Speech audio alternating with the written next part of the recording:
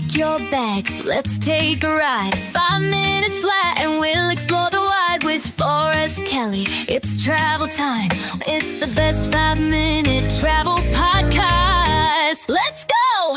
Travel safety, I would also have a very good padlock and make sure you have 2 keys because when you go to certain areas of the world, the Americas could be a good case for this, like Central or South America. You don't want people slipping in anything that's going to be causing chaos at the airport, i.e. drugs or something, right? So make sure you can zip up your bag and lock it up pretty good with a good padlock, and make sure you have 2 keys. So in case you lose one, there's still backup somewhere else. Wow, never heard that suggestion, but that makes total sense. Especially, if you're watching a Liam Neeson movie or something, you see that happen all the time. 2 more.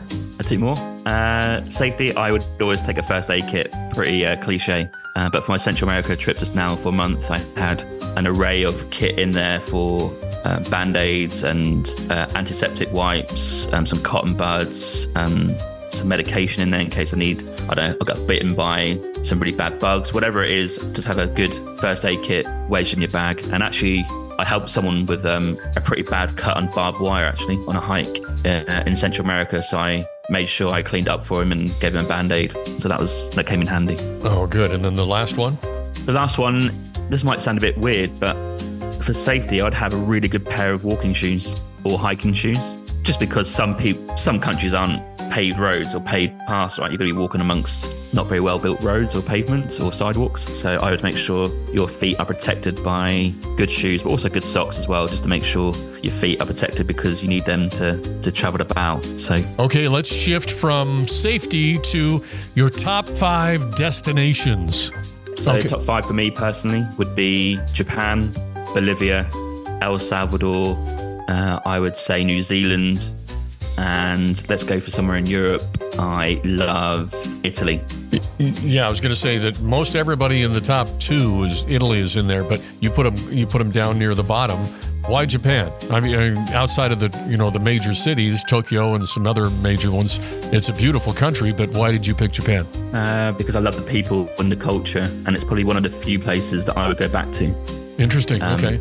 Because I love going to new countries, right? But if tomorrow someone said, "Oh, you're going to Japan," I'm like, "Yeah, get me there, straight there." Great transport system, very safe, great food, not too expensive in my opinion. You can go to Okinawa to the beach. You can go to up north to do skiing in Sapporo. A plethora of options, culture, just amazing country. Does the culture make the people, or the people make the culture, do you think? Great question. I'd always tend to go with people make the culture. Is it just their demeanor or their submissiveness, or can you put your finger on it? It's the perceived, I'm sure it's true, kindness and empathy to help you out. I'll give you one example or 2. My partner left her wallet at the metro station, just arrived in Japan, Tokyo. She left it there. We didn't realise until we got to the hotel. And you get that really bad feeling where you're trying to search your bag for your wallet and you realise it's not there. So we're like, "Oh, what do we do?" So we spoke to the hostel owner and they said, "Oh, we'll ring the station." And then they found someone who spoke English at the station, and they had found her wallet and written a list of everything they found in the wallet and made sure that nothing was missing, and then held it there. So then she went back on the metro system back to the station, and there's like a little welcome fanfare. They gave us some drinks, real nice people making sure everything's okay. So that was an incredible experience, like the first 2 hours of arriving in Japan. Wow. I guess you go back to where you're from, right? Like if that was in London, that'd be gone. Yeah. No chance you're getting that back. So right, and I get the feeling that they were kind of looking at her like, "What's the big deal?" Yeah, of course it was safe. There was no worries at all. Yeah, of course. Yeah, exactly that. And my girlfriend also left it's like a Kindle actually. It's another company. Is it called Kobo? One of those e-readers in Nagasaki, and we didn't realize until we got to, I think it's Hiroshima, and the owner said, "Oh, now I'll post it to you in Tokyo," to a friend that we knew, and he wouldn't accept any payment, and he said, "No, I'll post it to you first class. I'll be there tomorrow." So wow, just those sort of things that kind of make you feel like, humanity is good. Right, yeah. Then when you can do that for somebody else, yeah, you step up and say, "Okay, I'm gonna," as they say, pay it forward. Yeah, unbelievable.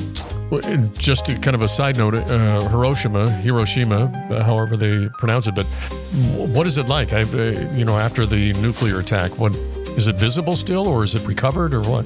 Well, Hiroshima has the famous tower in the middle of the city, which is still there from 45, right? That's the only thing standing, and it's kind of been left there and built around. So if you go in the middle of the city, and you might have done your atomic bomb tour and you visit the museum, you can take a walk or bike ride along the river. It's really nice. But when you get to the middle, you'll see that one building there, and it's quite iconic. And obviously it's a modern city, but the reminder is right there in the city centre. Quite stark, quite an unusual feeling, but I guess one of hope, because they kind of left it there to appreciate the past, but then moved on with the country as it is now. We've touched down and landed. The episode's done with 5 quick minutes of travel and fun. This is your captain speaking. We have touchdown. That completes this episode. Join Forrest Kelly for the next big show.